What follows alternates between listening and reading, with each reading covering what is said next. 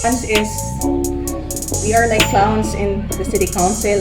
Kay ako pang i-emphasize balik-balik na under Section 319 and Section 323 of the Local Government Code, maura gyud nay amo ang dapat buhaton, which is to do our session, to convene, to hold sessions para maaprubahan ang budget for 2024. Mao gyud nay maando sa balaod. But why is it that miingon man sila nga dili ko na mo agenda? So, mingon man sila nga dili na mo agenda. So, I move for the inclusion of the AIP sa amo ang agenda karong adlaw. And then object sila kay out of order daw ko. But I insisted nga this is my right as a councilor to move for the inclusion of the agenda that's provided by our internal rules. So, ang nahitabo, ilan na lang gibutaran. Pero wala giingon kinsay ni object. Ang giingon ra kung kinsa ray ni butar. So tulo ni butar, Councilor Ismenia, Councilor Lawas, ako. So I insisted nga dapat mahibala nato kung unsa ang vote sa uban. Di man pwede nga moingon sila nga wala ra. Dapat either mo abstain sila or mo oppose sila. So muna nahitabo ganina.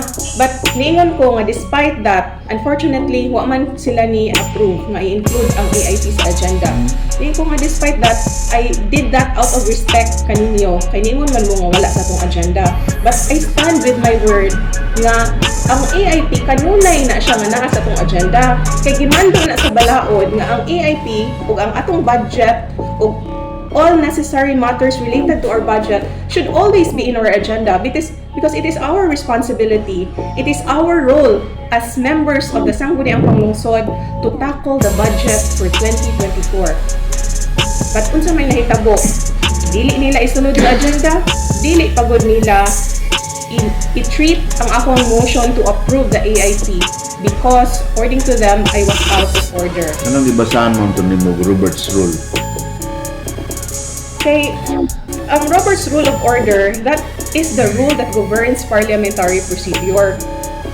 Aside from our internal rules, we are governed by parliamentary procedure for our orderly conduct of business sa City Council. Mo anong ginay purpose nga maghimong parliamentary procedure? Kay kung dili ta mag-parliamentary procedure, magkatag na, maghukot na ang council, no?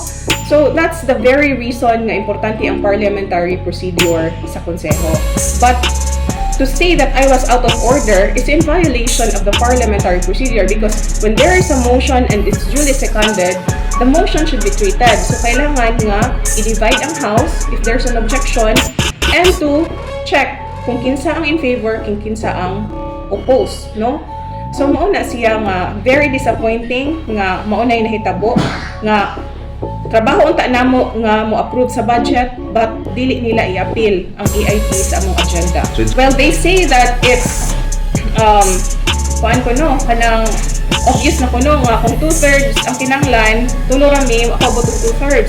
But the fact remains that when there is a motion under parliamentary procedure, you should determine who are in favor and who are opposed. Para sa record, unsa man atong ibutang dito nga nothing ra. So it should be the presiding chair should treat that as either oppose or abstain. First who studied the law for 4 years and reviewed for 1 year and took a bar, I would say nga they know, at least there's this presumption that lawyers know how to construe kanang unsaon pag-analyze sa balaod. So, I wouldn't say that nga lutigon ra ang abogado sa dili abogado or ang dili abogado lutigon na sa abogado, but I would say nga ang abogado is licensed to analyze the law, to construe the law, but we as lawyers are not all perfect, no? Ang mga lawyers di tanan perfect. So that's why there is the court. That's why naay korte. Ang korte ang mahibalo kung unsaon paghubad, unsaon pag-analyze, pag-construe sa balaod para mabalaan kung unsa gyud ang sakto. Now, naay mga ingon nga DILG opinion. I respect the DILG opinion very much. But there's also a Supreme Court decision, High Court decision nga gaingon nga ang DILG opinion is an opinion of an administrative body. It is only the court of law who can determine what is the proper recourse of a certain action. So, no matter what DILG opinion they will cite, but in fact, ang mga DILG opinion na ipang cite is actually favorable to my position because the DILG opinion states that the Sangguniang Panglungsod cannot amend, modify, or alter the AIP. Cannot modify, amend, or alter. So we can only deny. But what are they doing now? They did not even deny. So how can they say that the mayor has to convene the CDC when the mayor has no reason to convene the CDC because they did not deny the AIP. Aside from that, the concerns were already addressed. So mangutan ako karon, unsa man kung ilahang tumong o tinguha? I-convene ang CDC? Dili, di ba? Ang tumong o tinguha unta ang pag-address sa ilahang concerns. Ma-address naman ilang concerns through a supplemental budget. But why are they so why are they insisting on convening the CDC when ma-address naman ang ilahang items nga ganahan through a supplemental budget? So, it's not an argument about whether mayor is the CDC or whether mayor should convene the CDC, but the question now is, unsa man gyud ultimate tumong ang tinguha aning majority sa council? And it would appear that the ultimate goal of this council is not to approve the 2024 budget. That is very clear based on their actions. They say nga sakit manurya ang ubang member sa council. They say ako siguro ang ipasabtan nila nga sakit ko manurya, but unsa may sakit niya na nga I am just looking at what they were doing, and based on what they were doing, I came to analyze nga the ultimate goal is for a reenacted budget, is for the disapproval of the 2024 budget. So I belong to the Sangguniang Panglungsod. I'm a member of the city council, and isa sa mga epektuhan if ihaan ng council will include me, no?